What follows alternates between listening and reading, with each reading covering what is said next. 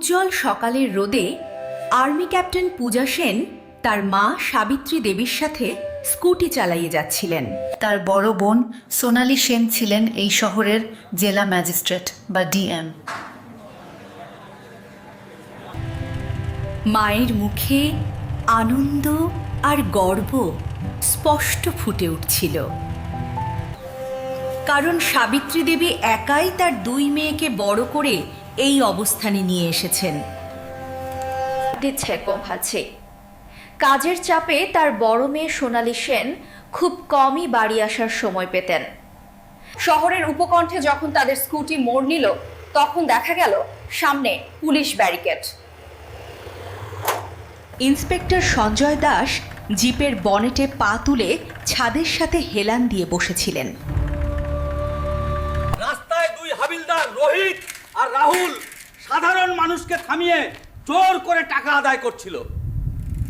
ঠিক সেই মুহূর্তে পূজা সেন এবং তার মা দূর থেকে আসছিলেন। স্কুটি সাইড কর, কোথায় পালানো হচ্ছে? এত তাড়া কিসের? পূজা সেন শান্তভাবে স্কুটি থামালো। তার মুখে ভয়ের কোনো চিহ্ন ছিল না। হ্যাঁ স্যার, আমরা বাড়ির দরকারি জিনিসপত্র কিনতে যাচ্ছি। আপনার যদি কাগজ দেখার দরকার হয়, তবে আমাদের কাছে সব নথিপত্র আছে। ওহ, দেখছি খুব সাহসী মেয়ে। আর তোমার পিছনে এই বুড়িটা কে? কোথা থেকে আসা হচ্ছে? স্যার, এ নিশ্চয়ই কোনো নাটক করছে। ওর মুখ দেখুন, খুব ভদ্র সাজার অভিনয় করছে। স্যার, এই বুড়ি আর মেয়ের মুখ দেখুন, এদের দেখে চোরদের ওস্তাদ মনে হচ্ছে। বৃদ্ধার কথাগুলো পূজা সেনের বুকে তীরের মতো বিঁধল। তার চোখ লাল হয়ে উঠল। সংযম বজায় রেখে কথা বলুন। উনি আমার মা। আপনি শুধু আপনার কাজ করুন। পুলিশের এভাবে কথা বলা শোভা পায় না। চুপ কর। তোমার মতো একটা মেয়ে এখন আমাদের শেখাবে কিভাবে কথা বলতে হয়। ভদ্রকে আর অভদ্রকে সেটা আইন আমাদের খুব ভালোভাবেই শেখাবে। নথিপত্র বের করো। পূজা সেন স্কুটারের ড্যাশবোর্ড থেকে লাইসেন্স আর কাগজপত্র বের করে সঞ্জয় দাসের হাতে দিলেন। সে কাগজগুলোর দিকে না তাকিয়েই বাতাসে উড়িয়ে দিল। ওরে বোকা মেয়ে, তুই জাল কাগজ দিয়ে আমাদের বোকা বানাতে চাস?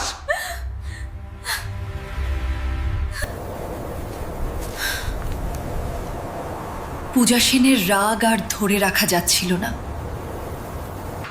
স্যার, দয়া করে আমাদের চালান কেটে দিন, কিন্তু আমাদের সাথে এইভাবে খারাপ ব্যবহার করবেন না।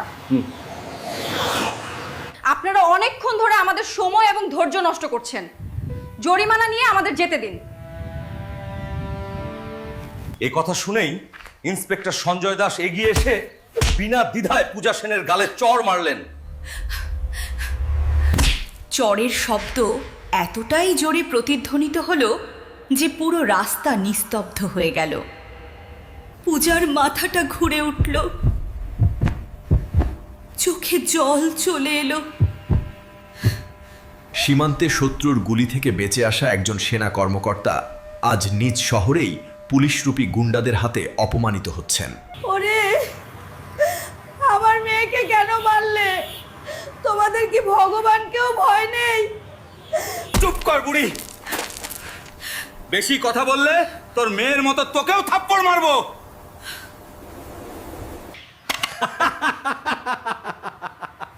রোহিত আর রাহুল দুজনেই শয়তানের মতো হাসতে লাগলো।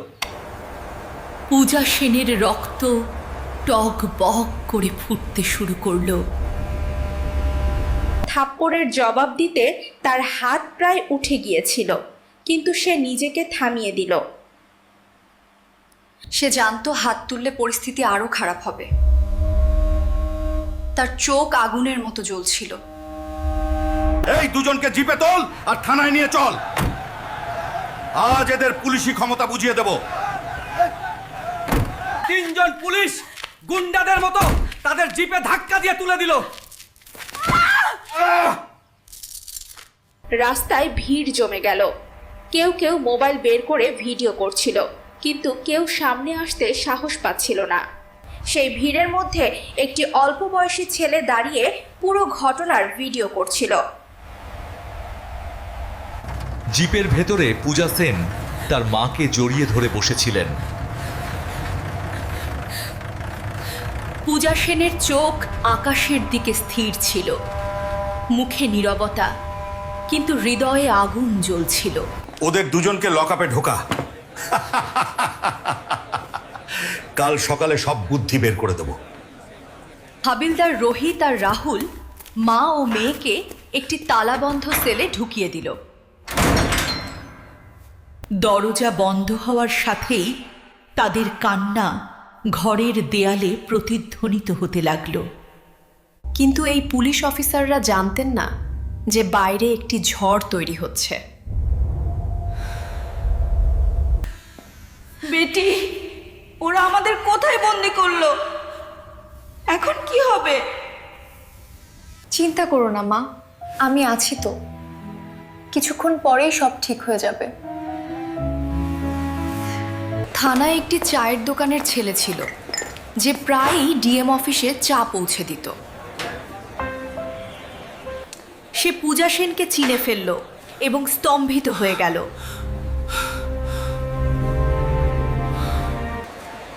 ওহ, এ তো আর্মি ম্যাডাম, ডিএম সাহেবের ছোট বোন। কিন্তু ইন্সপেক্টরের ভয়ে সে কিছু বলতে পারল না এবং নিঃশব্দে সেখান থেকে সরে গেল। তোরা দুজনে কে রে? খুব ভদ্র সেজে ঘুরে বেড়াচ্ছিস। আসল নাম বল। পূজা সেন ঘৃণার সাথে তার দিকে তাকালেন, কিন্তু কিছুই বলেন না। রাত ঘন হতে শুরু করলো। লকআপের ভেতরে মশার গুঞ্জন আর ভ্যাপসা গরম এক শ্বাসরুদ্ধকর পরিস্থিতির সৃষ্টি করলো। সাবিত্রী দেবীর হাঁপানির সমস্যা ছিল। সেই বদ্ধ ঘরে তার শ্বাস নিতে কষ্ট হতে লাগলো। কেউ আছেন? দরজা খুলুন, আমার মায়ের শরীর খারাপ হচ্ছে, ডাক্তার ডাকুন। চুপ থাক, নাটক করবি না। সকালের আগে দরজা খুলবে না। পূজা সেন সারা রাত তার মায়ের মাথা কোলে নিয়ে বসে রইলেন। তিনি তাকে সাহস দিচ্ছিলেন। ভোর হওয়ার সাথে সাথে তার চোখ জল আর অসহায়ত্বের কারণে লাল হয়ে গেল। অন্যদিকে জেলা প্রশাসনে হইচই শুরু হয়েছে। ডিএম সোনালী সেন সকাল থেকে মা ও বোনকে ফোন করছিলেন। তিনি ড্রাইভারকে বাড়িতে পাঠালেন। তখন জানা গেল তারা সকালে বেরিয়েছিলেন, কিন্তু এখনো ফেরেননি। সোনালী সেনের বুক কেঁপে উঠল। কোনো অঘটনের ভয়ে তিনি শিউরে উঠলেন। ঠিক তখনই কেউ সামাজিক যোগাযোগ মাধ্যমে সেই ভিডিওটি আপলোড করে দিল। ভিডিওটি দাবানলের মতো ছড়িয়ে পড়ল। মানুষ ক্ষুব্ধ মন্তব্য করতে শুরু করলো। ভিডিওটি হোয়াটসঅ্যাপ গ্রুপের মাধ্যমে ডিএম সোনালী সেনের পিএর কাছে পৌঁছালো। সোনালী সেন তখন একটি গুরুত্বপূর্ণ মিটিংয়ে ছিলেন।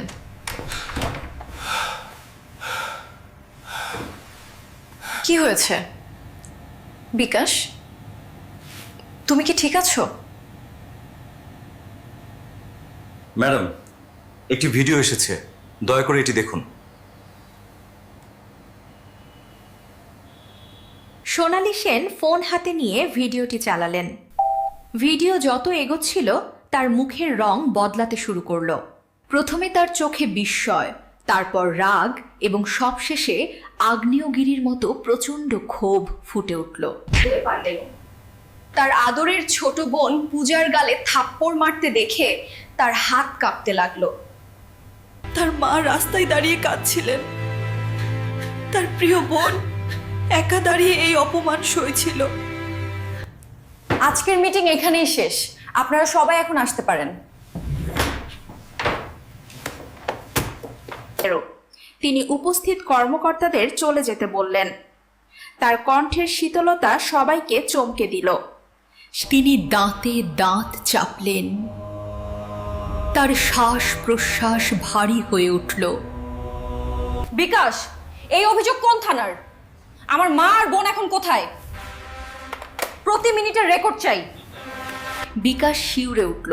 সে বুঝতে পারল আজ শহরে এমন এক ঝড় আসছে যা অনেকের উর্দি উড়িয়ে দেবে। আজ এই উর্দিধারী গুন্ডাদের বুঝিয়ে দেব যে বিচার কাকে বলে। থানার ভেতরের রাতটা ছিল এক ভয়াবহ স্বপ্নের মতো। ভোরের প্রথম আলো কোনো আশা নিয়ে আসেনি। সাবিত্রী দেবীর অবস্থা আরো শোচনীয় হয়ে পড়েছে। তিনি প্রায় অচেতন। পূজা সেন হাঁটুর ওপর মাথা রেখে বসে আছেন।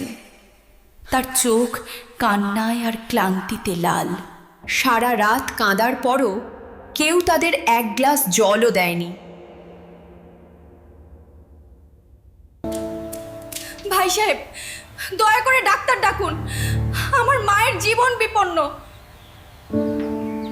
অপরাধীদের জন্য আমরা ডাক্তার ডাকি না, মরে গেলে একটা পাপ কমবে। এই কথাগুলো পূজার হৃদয়ে বিষাক্ত ছুরির মতো বধল। তার চোখে আর জল ছিল না, বরং একজন সৈনিকের শীতল ক্রোধ আগ্নেয়গিরির মতো জ্বলছিল। ততক্ষণে থানার বাইরের পরিবেশ বদলাতে শুরু করেছে। ভাইরাল ভিডিওটি পুরো রাজ্যে ছড়িয়ে পড়েছে। সোশ্যাল মিডিয়ায় মানুষ লিখছিল, এটাই কি ব্যবস্থার আসল চেহারা? মিডিয়াও খবর পেয়ে গিয়েছিল। সাংবাদিকদের গাড়ি থানার বাইরে জড়ো হতে শুরু করলো। ইন্সপেক্টর সঞ্জয় দাস তার অফিসে বসে চা খাচ্ছিলেন। বাইরের পরিস্থিতি সম্পর্কে তিনি সম্পূর্ণ বেখবর। ঠিক সেই মুহূর্তে তার মোবাইলে এএসপি স্যারের ফোন এলো।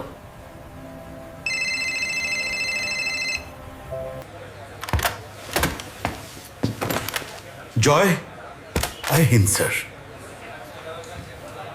হ্যাঁ স্যার, গত রাতে 2 মহিলাকে ধরা হয়েছে। তাদের স্কুটিতে সন্দেহজনক কিছু ছিল। কি বলছেন স্যার?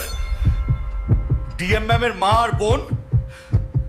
কিন্তু ওরা তো কিছু বলেনি।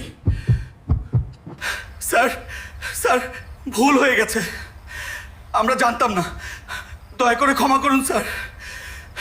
ইন্সপেক্টর সঞ্জয় দাসের মাথা ঘুরছিল। তিনি পাগলের মতো চেয়ার থেকে লাফিয়ে লকআপের দিকে ছুটলেন।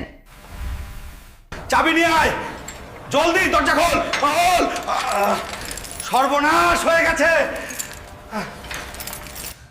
সঞ্জয় দাসের আত্মা কেঁপে উঠল যখন সে চাবি দিয়ে তালা খোলার চেষ্টা করছিল।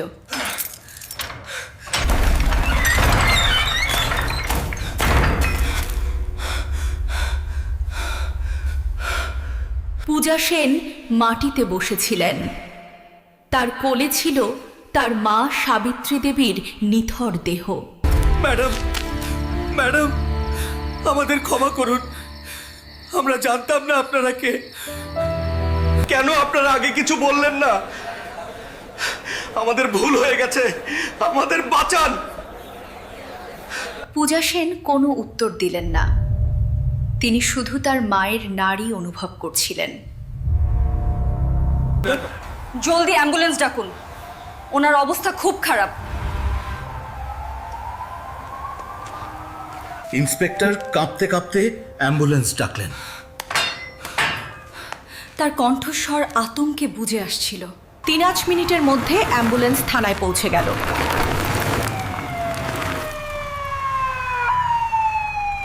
সাবিত্রী দেবীকে স্ট্রেচারে করে নিয়ে যাওয়া হলো। পূজা সেনও তাদের সাথে অ্যাম্বুলেন্সে উঠলেন। অ্যাম্বুলেন্সটি শহরের রাস্তা দিয়ে ঝড়ের গতিতে হাসপাতালের দিকে ছুটে চলল। পূজা সেন শক্ত হাতে তার মায়ের হাত ধরেছিলেন। তার মনে তখন প্রতিশোধের আগুন জ্বলছিল।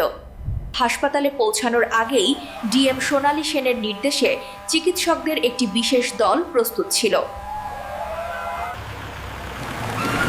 ঠিক সেই সময় জেলা শাসকের কালো জিপগুলো থানার সামনে এসে থামল। সোনালী সেন জিপ থেকে নামলেন। তার ব্যক্তিত্বের তেজ পুরো থানাকে স্তব্ধ করে দিল। ইন্সপেক্টর সঞ্জয় দাস আর তার দল অপরাধীর মতো মাথা নিচু করে দাঁড়িয়েছিল। সোনালী সেন সরাসরি দাসের সামনে গিয়ে দাঁড়ালেন। তার চোখের চাউনি দাসের কলিজা কাঁপিয়ে দিল। ম্যাডাম, আমরা ক্ষমা চাইছি, আমাদের ভুল হয়ে গেছে। কোনো কথা না বলে সোনালী সেন সজোরে একটি চড় কষিয়ে দিলেন ইন্সপেক্টরের গালে। চড়ের শব্দে পুরো থানা প্রাঙ্গণ কেঁপে উঠল। তার দম্ভ ধুলোয় মিশে গেল। এই উর্দি আপনাকে সাধারণ মানুষকে রক্ষা করার জন্য দেওয়া হয়েছিল, তাদের অপমান করার জন্য নয়। ম্যাডাম, দয়া করে আমার চাকরিটা খাবেন না, আমার পরিবার আছে। আর তোমরাও সমান অপরাধী। ক্ষমতার অপব্যবহারের ফল এখন ভোগ করো। এসপি সাহেব, আমি সোনালী সেন বলছি। আপনার থানার ইন্সপেক্টর আর দুজন হাবিলদারকে এখনই সাসপেন্ড করুন। মুহূর্তের মধ্যে সঞ্জয় দাসের গর্ব আর ক্ষমতা ধুলোয় মিশে গেল। দিন পুলিশ সুপার নিজে ঘটনাস্থলে উপস্থিত হলেন এবং দোষীদের বিরুদ্ধে ব্যবস্থার আশ্বাস দিলেন। শুধু সাসপেনশন নয়, আমি চাই এদের বিরুদ্ধে বিভাগীয় তদন্ত এবং কঠোর আইনি ব্যবস্থা নেওয়া হোক। তিনি জানতেন কাজ এখনো শেষ হয়নি, তার মা এখনো হাসপাতালে। গাড়িতে বসে তিনি একটি দীর্ঘশ্বাস ফেলেন। তার দুশ্চিন্তা এখন শুধু তার মা আর বোনকে নিয়ে।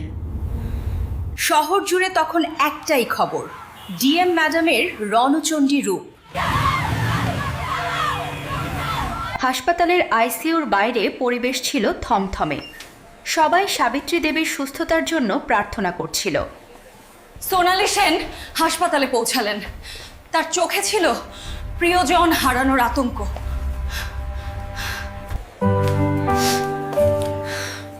পূজা সেনকে দেখে সোনালী আর নিজেকে ধরে রাখতে পারলেন না। দুই বোন এক অপরকে জড়িয়ে ধরলেন। দীর্ঘ সময়ের জমে থাকা কষ্টগুলো কান্নায় ধুয়ে যাচ্ছিল। কিছুক্ষণ পর ডাক্তার বেরিয়ে এসে সুখবর দিলেন, সাবিত্রী দেবী এখন বিপদমুক্ত। মায়ের চোখ খোলার সাথেই যেন ঘরে আলো ফিরে এলো। পরদিন সংবাদপত্রের পাতায় এই খবরটি প্রধান শিরোনাম হয়ে এলো। শহরবাসী ডিএম এর সাহসের প্রশংসা করছিল। সঞ্জয় দাস তার কৃতকর্মের ফল পেলেন। তার অন্ধকার জগৎ তাকে একাই গ্রাস করল। ক্যাপ্টেন পূজা সেন আবারও তার ডিউটিতে ফেরার জন্য প্রস্তুত হলেন। সাবিত্রী দেবী তার দুই রত্নকে দেখে গর্ব অনুভব করছিলেন। তার সংগ্রাম আজ সার্থক। সোনালী আর পূজা জানতেন তাদের এই একতা আর সাহসী তাদের শক্তির আসল উৎস। একটি সাধারণ পরিবার থেকে উঠে এসে তারা আজ পুরো সমাজের আদর্শ। এই ঘটনাটি সাধারণ মানুষকে তাদের অধিকার নিয়ে সচেতন করে তুলল। ক্যাপ্টেন পূজা সেন আবারও সীমান্তে ফিরে গেছেন, দেশের সুরক্ষায় নিজেকে উৎসর্গ করতে। অন্যায় সহ্য করা অপরাধ, আর অন্যায়ের বিরুদ্ধে রুখে দাঁড়ানোই বীরত্ব।